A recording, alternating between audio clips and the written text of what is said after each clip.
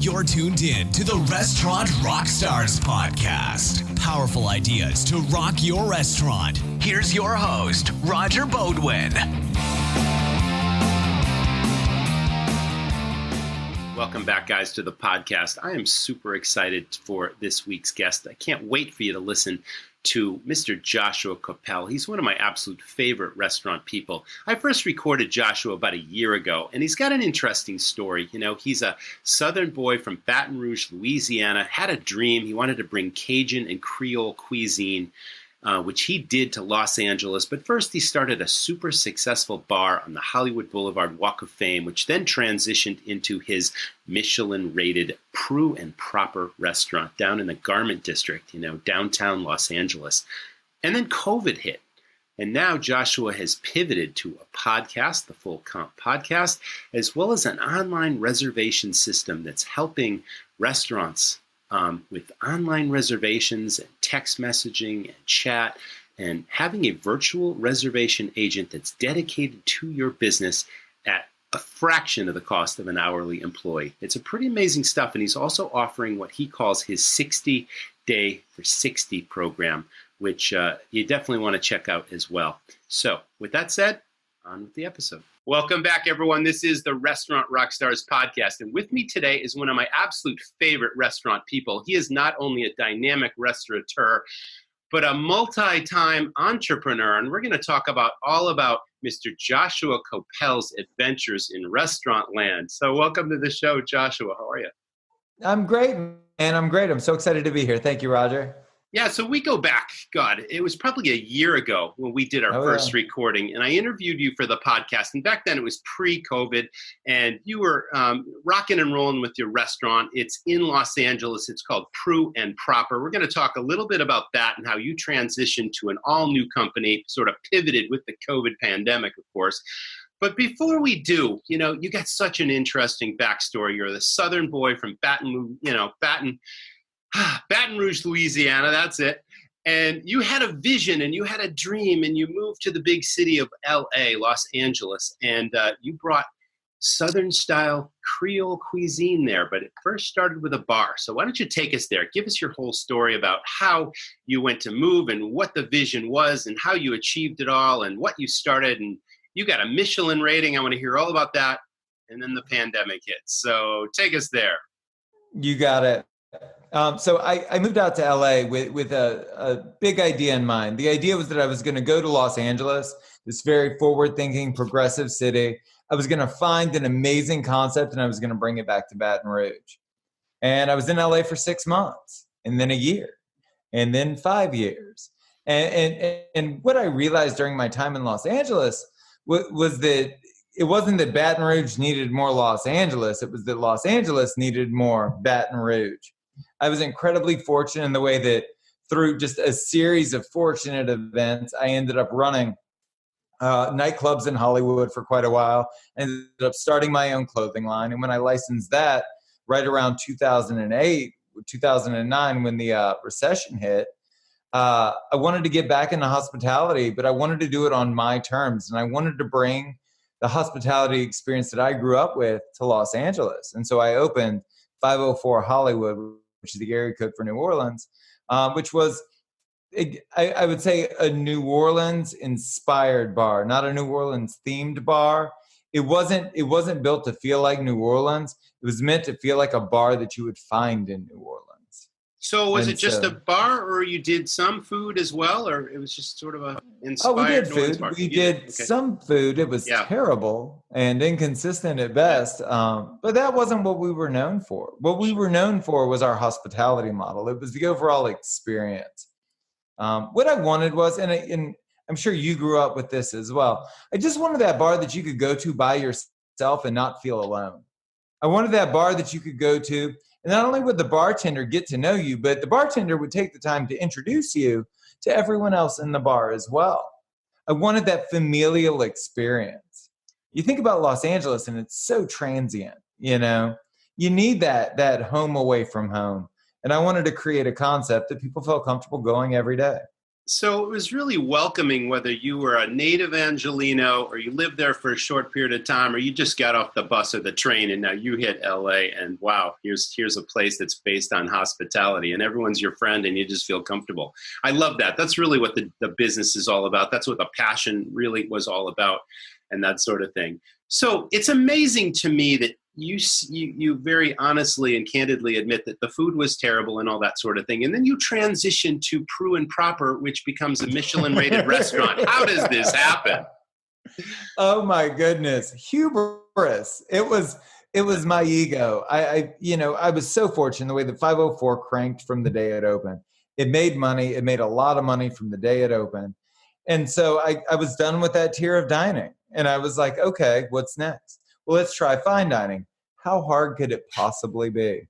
And it was a nightmare. I mean, it was a nightmare from the moment we opened. Over the course of the first year, I spent all of my time putting out fires, apologizing profusely to guests. And 11 months into that process, and having had no prior restaurant experience. I'd only worked in nightlife. I'd only worked in bars, nightclubs, ultra lounges. I'd never actually worked in a restaurant. I decided to take it over. I let go of the executive chef. I let go of the general manager. I took over as general manager and hired a new executive chef that eventually became my business partner.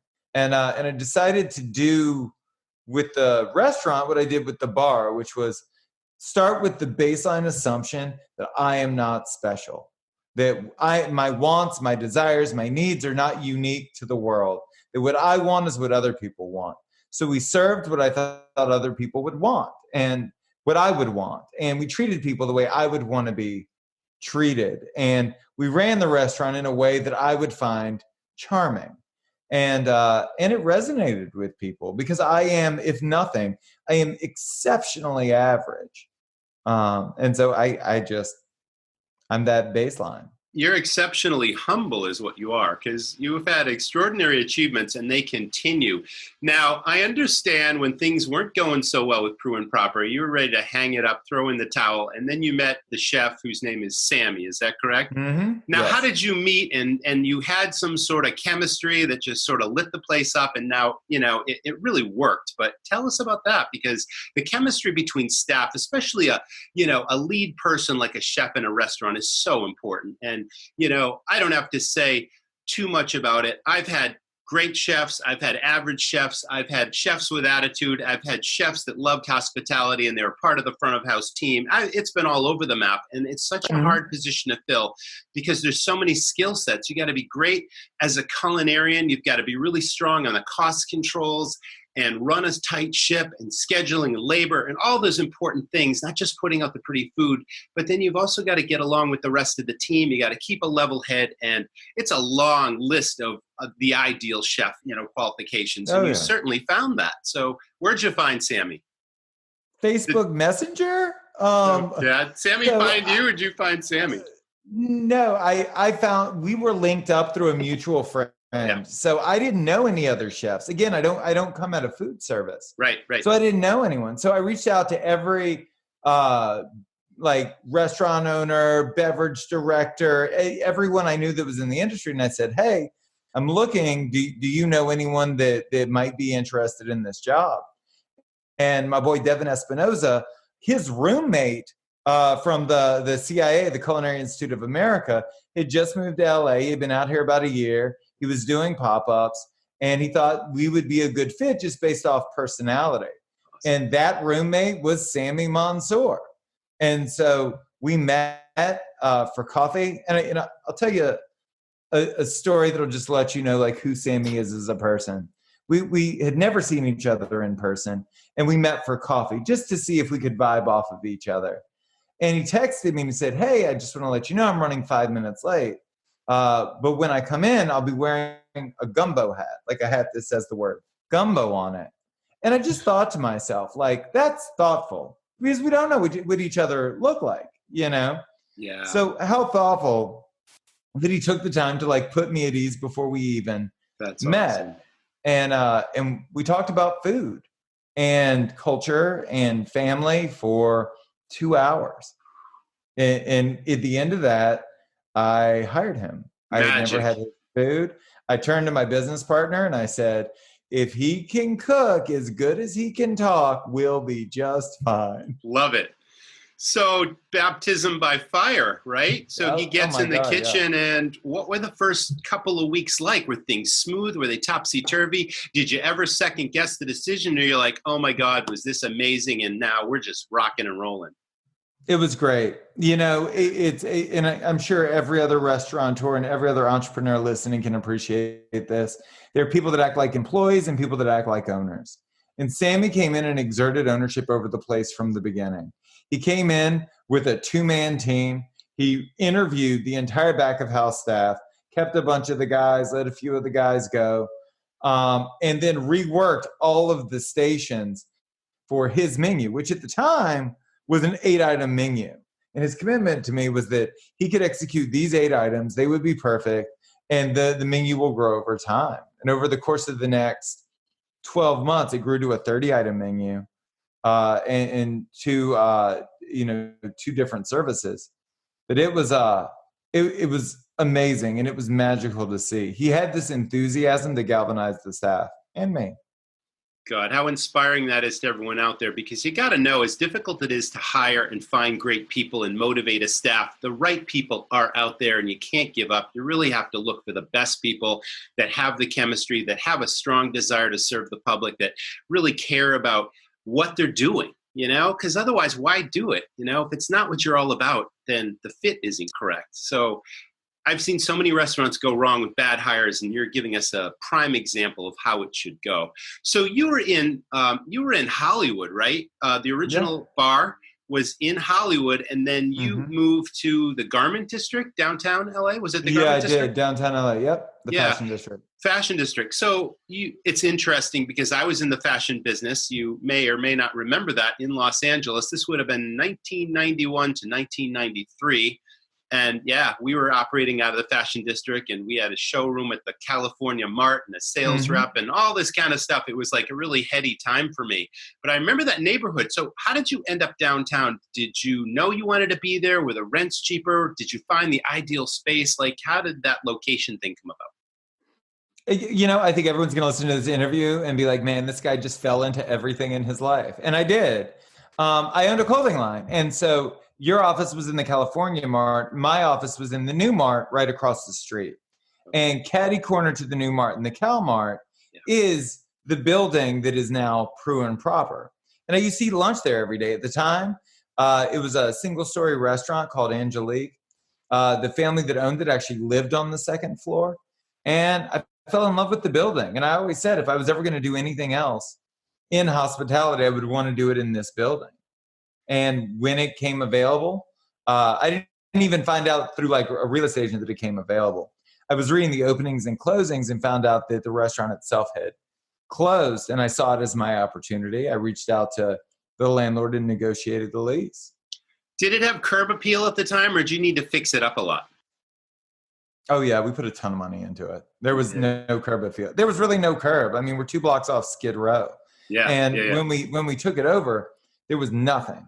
But it was cheap because of it, right?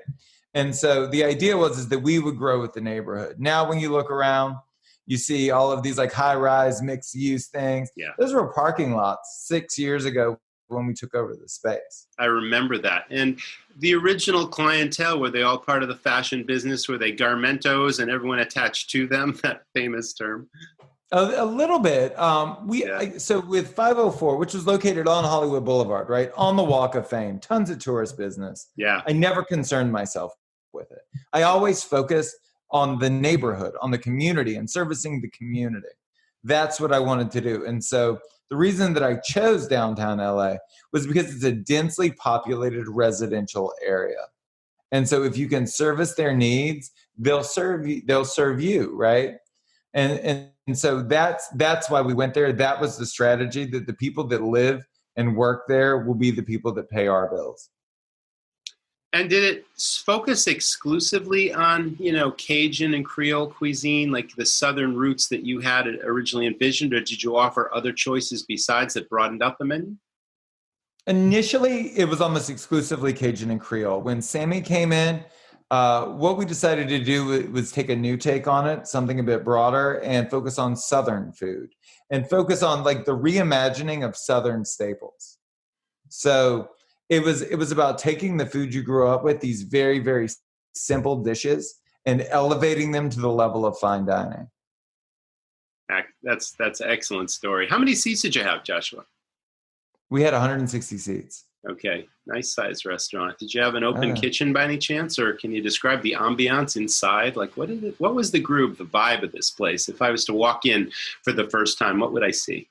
That's a great question. So it's two stories, and Preux Proper represents the duality of the concept. The first floor was a bar room, and there was an open kitchen. There was, at least the past was open, so that people could see and hear the kitchen. And it was a bustling bar room.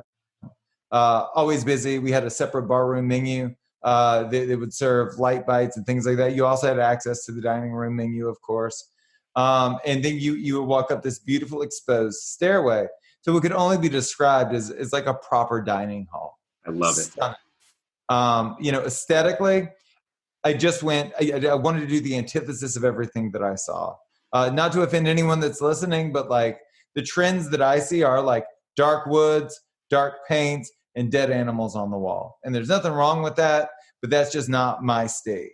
So mine is white and bright, and there's nothing on the walls. It is decorated by the people that inhabit the space. Ooh, I like that. I wanted to create a platform, right? I wanted to create a stage whereby it's the movement, it's the motion that's going around that creates the energy and the entertainment.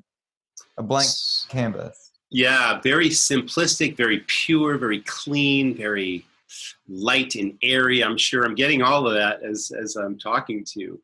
So you're as passionate about hospitality and about service as I am. So I can only imagine how you trained your staff, because your staff are the ambassadors of your business. They're the ones that are interacting, one-on-one, giving personal touches to your customers. They're leaving the most memorable impressions on your customers that often lead to repeat business and buzz and new customers and all that sort of thing. Can you take us through how you found, your staff and how you trained them and the philosophies you may have imbibed them with or inspired them with, because they're a reflection of you and your business. And I'm sure cohesiveness and chemistry and that whole team thing was so important. Tell us your thoughts there.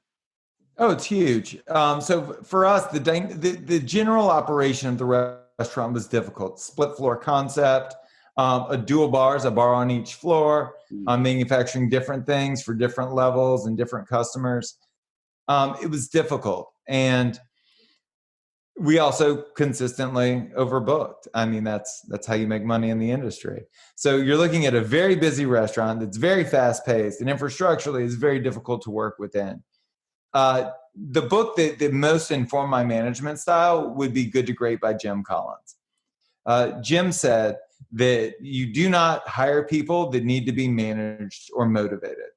And it really struck me, because I've spent most of my professional career up until that point, like directly managing and motivating people and saying, please show up on time. Please show up in uniform. What do I need to do to make these things happen? And when those two things, those two ideas became, the rules that we lived by, everything changed. I also restructured it so that instead of having a list of rules, we had 5 core values, and they revolve around attention to detail and the idea that everybody leaves happy. Not that anyone leaves, content or that nobody leaves upset, but that everybody leaves happy, happier than they initially walked in. And when you set these ideals, and when you spend most of your time explaining to your team why you built it, why you spent all that money, why you're there 80 to 100 hours a week, and why it should matter to them, they answer most of their own questions. If someone didn't like the pork chop, I don't care how expensive it is. Pull that shit off the table. Like, your guests aren't obligated to like everything you do. And it's not their fault they didn't like it. And they shouldn't have to pay for a dish that they don't want to eat. And so, in discussing the values with them, it creates this autonomous structure. You're there to provide guidance in terms of triaging, right? Do this, then do this, then do this. You're there to provide support on the off chance they're not able to independently handle the situation. And you're there to provide education around the cuisine and core values and the beverage program. How was that? Awesome. I love it. Listen, LA, I don't need to tell anybody, but LA is one of the most competitive restaurant cities on the planet. And when I lived there, and that's decades ago, it was all about the restaurant of the moment. And LA is a trendy sort of place. And as soon as buzz hits and maybe a celebrity visits a restaurant, then the public flocks to it and it's hot for the moment, and then maybe a month later, it's no longer hot. Did you find that to be true? And how do you combat that when you're a restaurateur in LA, when you're trying to stay relevant in a sea of restaurants that are all trying to stay relevant and all the new restaurants that are trying to become the next hot thing? How do you compete with that? That's a great question. For me, it was always this beautiful balance of trying to do interesting, relevant things and playing my own game, trying to do the things that were cool to us, because I think that authenticity translates. What do they say? They say that boring people get bored. So I think that people that aren't doing relevant things are probably less relevant. So we try to always push the envelope, always try to be new and creative, and not necessarily like follow trends with cuisine, but trying to activate the community in a way that inspired them. Let's talk about marketing a little bit, because marketing to most restaurateurs means spending lots of money on things like radio and PR firms and direct mail and, maybe even print. Print is dead, but certainly social media. But I mean, you could spend a tremendous amount of money trying to market your restaurant just to reach new customers and build awareness for what you're doing. And I always found that, training your staff to be brand ambassadors for your business and making friends with the customers and giving them reasons to come back again and, tell their friends and to post on social media. I mean, you got an army of people that can be marketers for you that cost little to no money. Where do you fall into that? Which camp do you fall into? I have a unique perspective on it. I think that you look internally and you try and create a message that resonates. And if you create a message that resonates with your target audience, you don't have to inspire anyone to do anything. All of my kids that worked with me, they always reposted what we did, but it was because it was cool shit. It's because it was like cool and interesting, right? And it reflected who they were as people. And the community was really active and like liking and commenting and reposting and retweeting for us. But it's because the messaging resonated. I think everybody is focused on the audience when you have to be focused on the message. And it starts with authentically, we didn't do social media. We didn't do any for years. And the reason being, I didn't know what I wanted to say, So we would like post images of food and it was sexy food and it looked good and it would get likes, but there was there's no engagement there, right? But when you had something to say, when it was like, this neighborhood is worth saving, this neighborhood is worth putting work into, these are the initiatives that we care about. What do you care about? Because it's not just reflective. You have to pull from the audience. What dishes would you like to see? Where are we missing the boat? What campaigns would you like to see us launch? What restaurants are doing cool things that you think we should do too? Social media is not the opportunity for self-promotion. It is the opportunity to have a conversation with the people that you want to get in touch with. And Roger, you and I are very close in age. I graduated in marketing before social media. I graduated in marketing before like the real rise of the internet. And so like I graduated in marketing and I did my final report on billboards. Who knows who you're going to hit? It's guessing. But now you have the opportunity as a business owner to speak without filtration directly to the people you're trying to talk to. So the question isn't, how do I do that? The question is, what are you going to say? That's amazing. That is what it's all about right there. So authenticity comes to mind more than anything, because you're not trying to sell something. You're just trying to connect, like you said, with your customer and garner their feedback and give the people what they want, even though in this business you can't please all the people all the time. We really try to do that. For sure. And it's so interesting. You were talking about billboards. Little do many people know that I actually worked in an advertising agency on Wilshire Boulevard back in 1990. I was an account executive, and it was back then all about print and billboards and radio and TV and all that kind of stuff. And that was long before the internet or, social media. So God, how things have changed and how marketing has changed in the industry. Okay, let's transition now. I'm looking at your backdrop for the full comp podcast. And I want to know all about how you transition, because you still have Preux Proper, and there's a future there, and we're going to get to that. But COVID hits, right? And it stops all of us dead in our tracks. And now you've become a podcaster. So how did that come about? And what are you focusing on in the podcast so our audience can find you and so that they know what you're talking about, who your guests are? Thanks for that softball pitch, Roger. I would love to talk about it. All right, go for it. So the podcast comes out of answering the same question that I've asked myself at every big turning point in my career. And it's, how can I be most of service? And typically, I'm not just trying to serve my audience or my community's needs. Typically, I'm trying to serve my own. And I saw this void, especially at the beginning of the pandemic. What I saw a ton of very practical resources for idle loans and PPP and this and that, and how to sue your landlord or how to get out of paying rent or whatever it was. It was all really great, really practical, really actionable advice. But that wasn't the conversation I wanted to have. What I saw an industry kind of looking around and going, man, this pandemic really screwed us. But that's not how I felt about myself and my business or this industry. I felt like we had screwed us. I mean, when you look at the situation, and Yelp is estimating that there's going to be a 53% permanent closure rate, what does that tell you? That tells you that the foundational elements of this industry are not strong. That tells you that most restaurateurs aren't sitting with more than a couple of weeks worth of cash in the bank. Hey, myself included. And I thought it was fine because things were going really well. And I looked at myself and my position in this industry, and I thought, man, I got every accolade there was to get except for a James Beard Award in 2019. I have a restaurant that generates well over $3 million a year, and I was as screwed as the next guy. How did I get here? And how do we fix this as an industry? And I wanted to have that conversation, and then I wanted to parlay that conversation into what can we do better? How can we fix this? How can we thrive post-pandemic?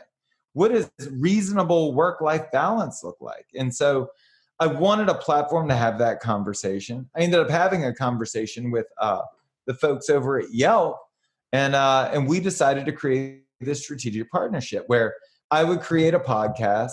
I would talk to the people that I wanted to talk to about the things that I wanted to talk about, and they would help me distribute it. And that was 4 months ago. That's beautiful. So you got a great relationship with Yelp.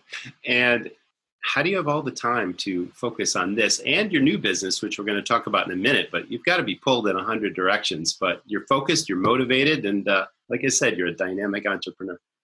Man, we're all used to working a lot of hours. I am in the fortunate position in the way that I work for myself. I choose my own schedule, and I have a servant's heart. So I enjoy serving the industry, and I actually get as much or more gratification from doing this as I did from serving my community as a restaurateur.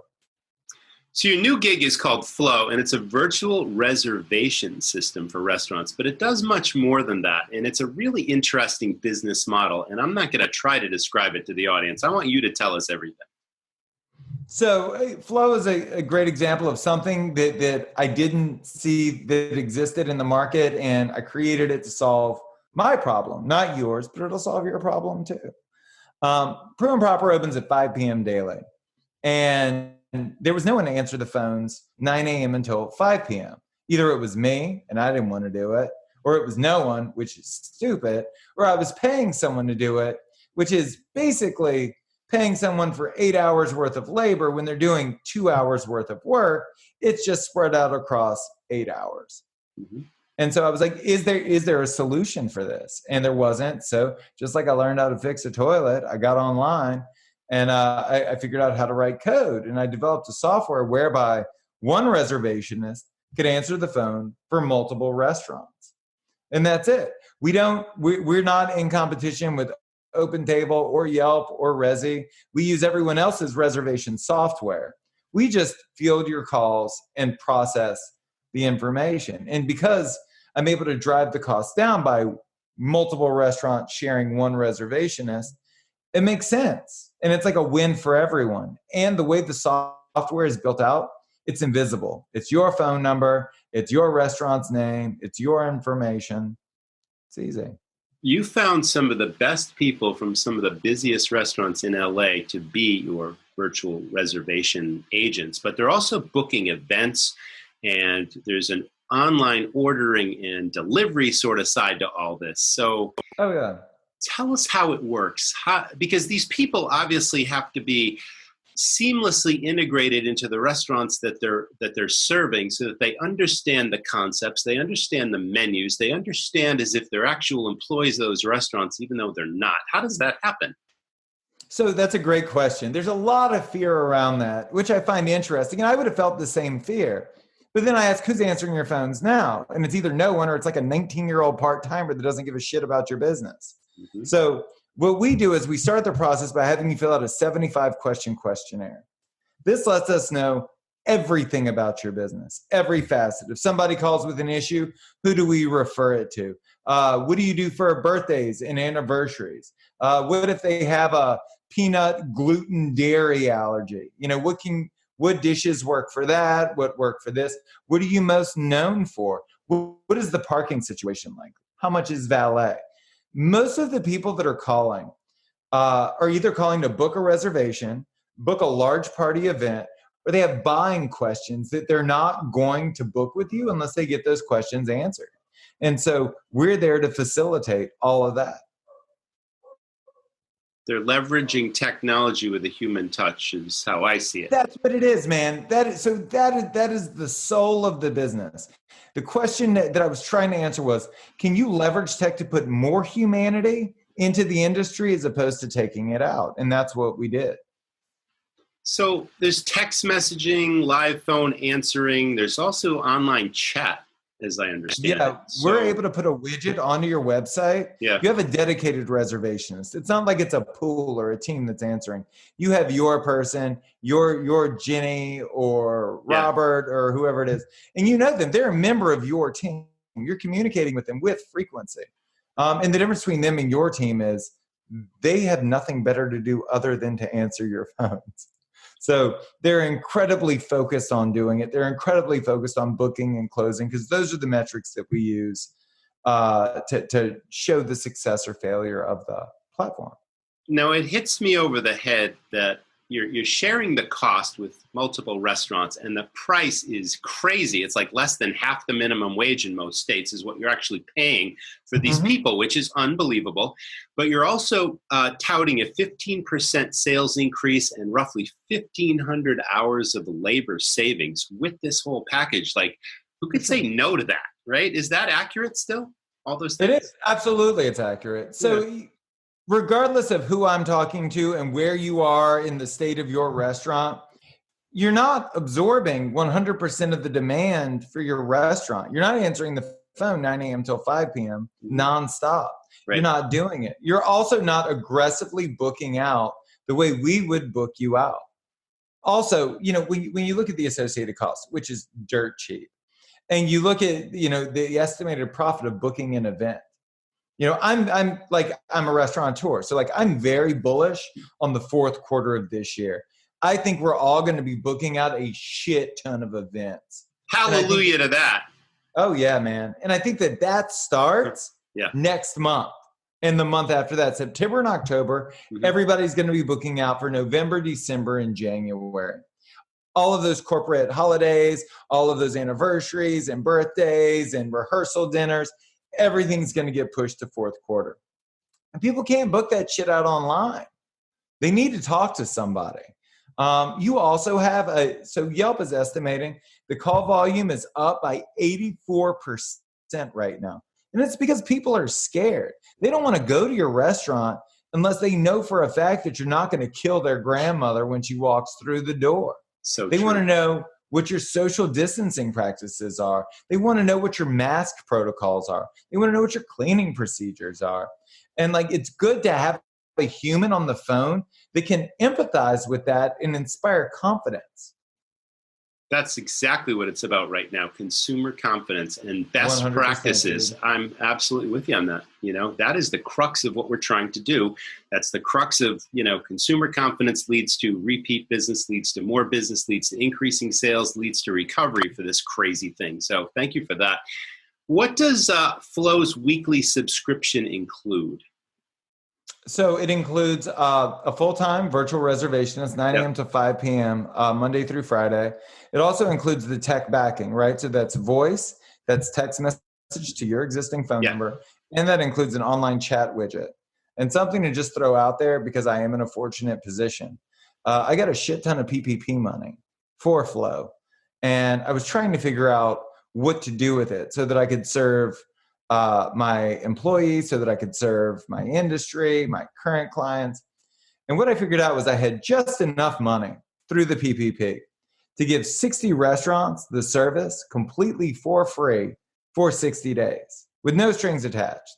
Because like, I wouldn't want to sign a contract in light of a global pandemic.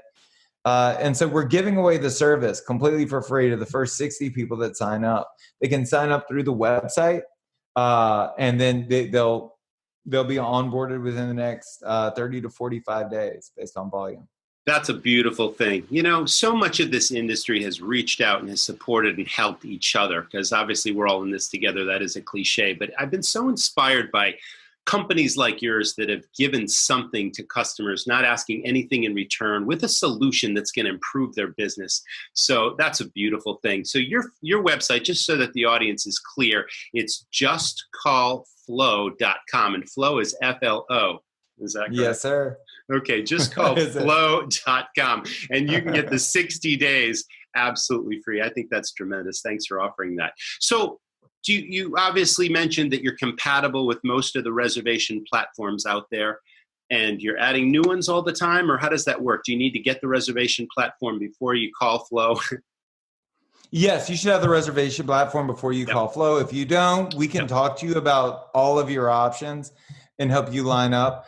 You know, the other thing I'll say is this: I'm very bullish on reservation platforms. And the reason being, like, I don't know what this world looks like in 6 months, but I can tell you personally, like, I'm not banking on walk-ins. You know, I want to make sure that I am fully booked out for 3 turns on a Saturday night. Otherwise, like, what's the point in opening? Like, you know, in a strong market with a strong economy where everyone's going out to eat, it's really easy to just say, oh, well, you know, if we're busy, we're busy. And if we aren't, we aren't. But this is a game of pennies at this point. So I would recommend anyone, regardless of tier, if you're not taking reservations, you should really consider it once we open back up. And your onboarding process is super simple and super quick, right? Tell us about that. It is. So you reach out to us saying you want to be part of the 60 for 60. We send you the onboarding doc. You send it back. We build out your profile. We come back to you with any questions. And then we send you a 4-digit code. You type that code into your phone and you're good to go. That's it. No hardware, no software, no installation, no training, no nothing. We work invisibly within your existing system. Beautiful. And you can get a free demo at justcallflow.com. Also, you can check the whole thing out before you decide. Absolutely. You can look at case studies. You can look at sample reports from real restaurants. You can call those restaurants, see how the service works. We're here for you. That's awesome. You're such a genuine, likable guy. And there's that humble thing that keeps coming up. But I just love the passion that's just pouring out of you right now about everything you're doing. You know, that's inspiring to everybody out there. Because, you know, we're resilient people in this industry. We have to be. We're digging deep right now. So many people are digging deep because, like you said, maybe 50% or more might not survive. And you just got to have faith. You just got to reach out for the resources because they are available and out there. You talked about PPP and EIDL funds as of a week or so ago, and probably still currently there are more funds available. So if you haven't already gotten those funds, reach out and get some. It may be the difference to save your business or not. Let's talk about the future of Preux Proper. You're operating now. Did you operate or pivot to sort of the curbside pickup model, and now you can seat people inside once again? Like, how's that going, and where is it going? I haven't done shit. We closed first week of March, completely, and we have yet to reopen. One of the things that spurred me to create the podcast and to talk to guys like you and Chef Andrew Zimmern and all of these really smart people on the show was trying to figure out the path forward. We didn't net out a ton of money in a great economy with a huge top line. And I'm not particularly interested in reopening again under worse conditions. So until I see a path for profitability, I don't see the point in reopening. And I know that we all, to some degree, feel that same rush that we did when we were building it out to like reopen and, I got to get it open and, we got to get back to work. But like for what? Like to go back to working 100 hours a week for your landlord just so you can pay rent, even though you're not really paying your vendors. And it's not like you're not paying yourself. You're actually paying to work for free. Exactly. And I don't want to live in that world. So once I see a model that somewhat resembles mine, that is actually generating real bottom line revenue at a percentage that I respect, that's when I'll adopt that model and move forward. Because I got to tell you, Roger, like the days of me being excited about netting out 6 to 10% are done.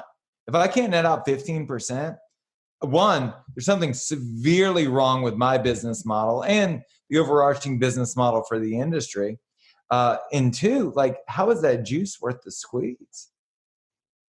Yeah, you're talking about reality for far too many restaurant operators and managers right now. Margins below 10%, margins in the 6 to 8% range, while these people are working 80 hours a week and missing their kids growing up and tied to a restaurant that isn't performing because they're on the hook for, the mortgage or the rent payment or a lease, or they signed a personal guarantee with their bank. It's just a disaster. And that was before COVID hits, Right. So it's like you and I are fully aware and understanding of the pain and the challenges that the industry is going through.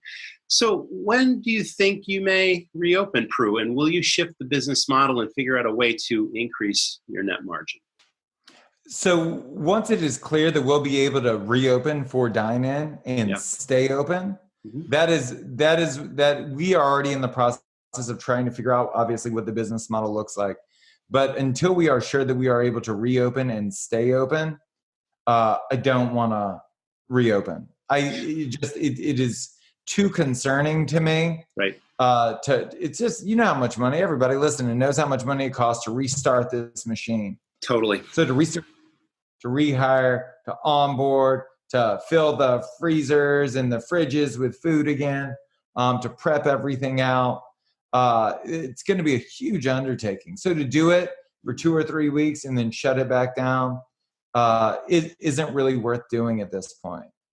Having said that, because I know I've thrown a lot of doom and gloom out there, I do want to reopen. I am excited to reopen. And I do think these things. One, I think we have nationally suffered from this endemic labor shortage, which with a 53% closure rate, there's going to be a labor surplus.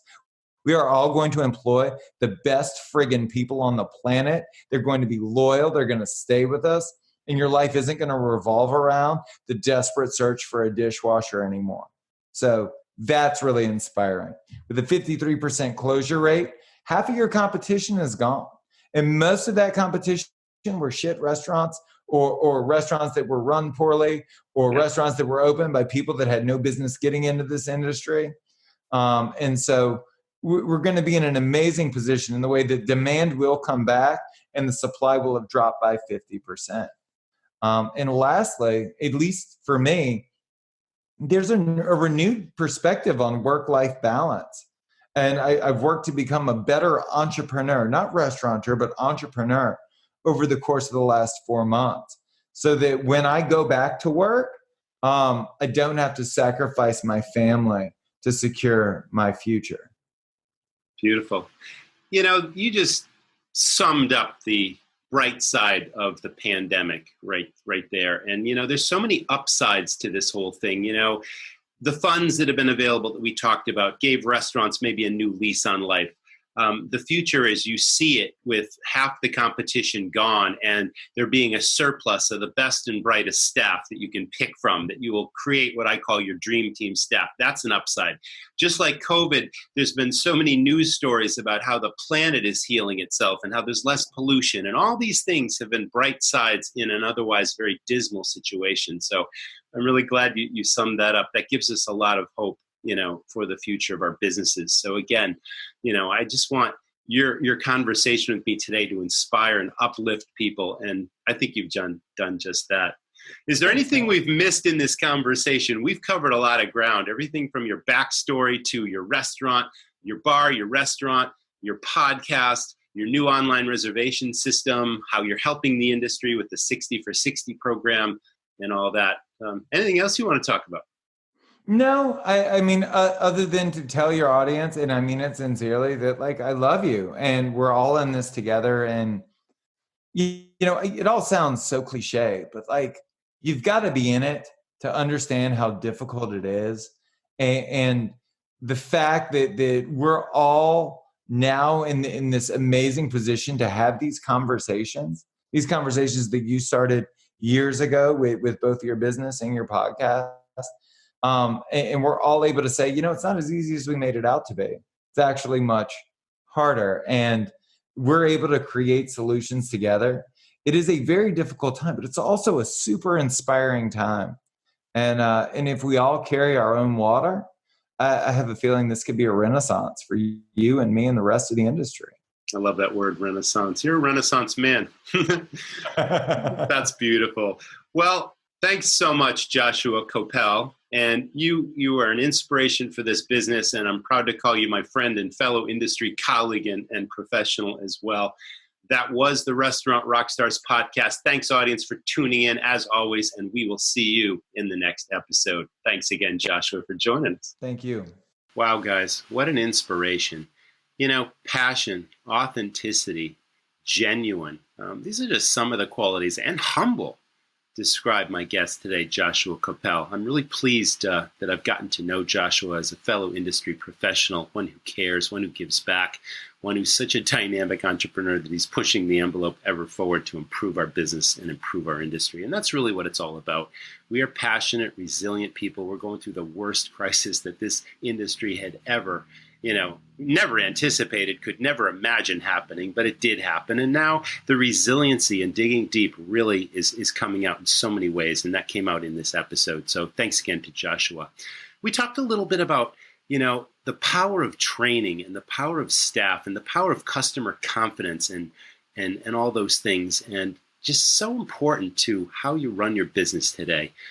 Getting customers to come back into your restaurant so that your sales then grow and people feel comfortable dining out again is mission number one.